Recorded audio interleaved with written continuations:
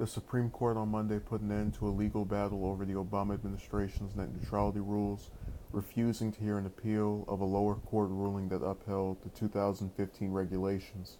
The court declined to hear the appeal from the trade group U.S. Telecom, which represents internet service providers, and CenturyLink Inc. without explanation. The internet service providers, ISPs, along with the Trump administration, had asked the justices to toss out the ruling from the U.S. Court of Appeals for the District of Columbia Circuit. They argued the Federal Communications Commission lacked the congressional authority to impose public utility common carrier obligations on broadband internet access service. The rules prohibited ISPs from blocking or throttling web content or from creating paid fast lanes. While the Supreme Court's order is a win for net neutrality supporters, the fight over how internet access will be regulated is still far from over. The FCC voted 3-2 along party lines last December to repeal the rules, a decision that is facing a separate challenge from net neutrality supporters before the D.C. Circuit. The repeal went into effect in June, and Monday's order will have no immediate bearing on the current state of the rules. But net neutrality supporters celebrated the win on Monday, noting it leaves in place a high court ruling that the FCC has the authority to regulate broadband like a public utility. So it's funny how a lot of these issues are ongoing, and they stretch for so long you start forgetting about them, because I remember toward the end of last year the pressing issue I kept thinking about was net neutrality, and it just kind of faded into the background as we had the bumping up of tensions with Iran and these other conflicts starting up, the whole Stormy saga beginning.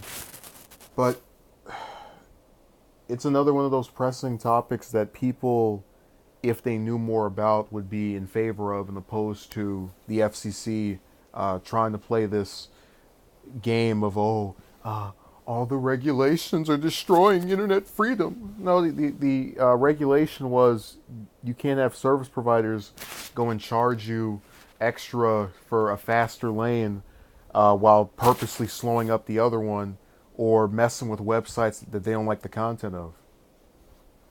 So it's disingenuous, and it was able to trick some people.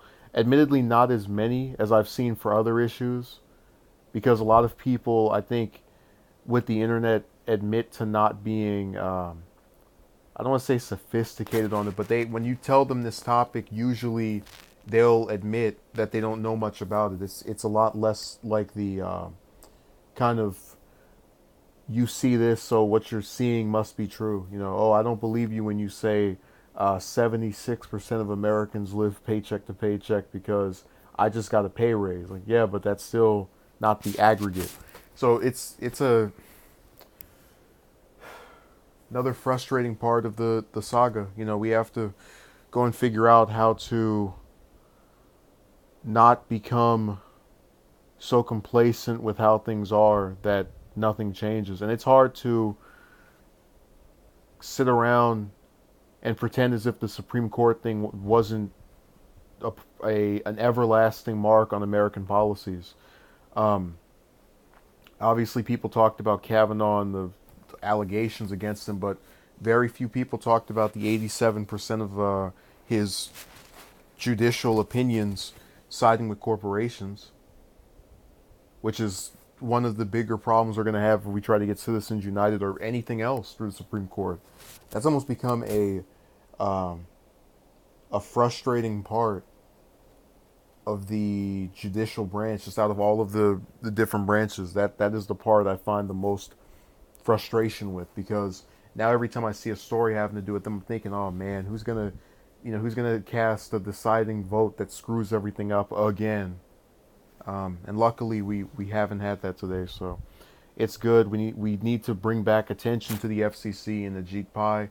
I'll be the first one to admit I've stopped talking about it because, again, all this other stuff has been going on. We're getting ready for this, next presidential primary to start up in a few months. But I'll try to speak about it again with a higher recurrence. So, thank you for watching, and stay safe and with internet that isn't beholden to the service providers.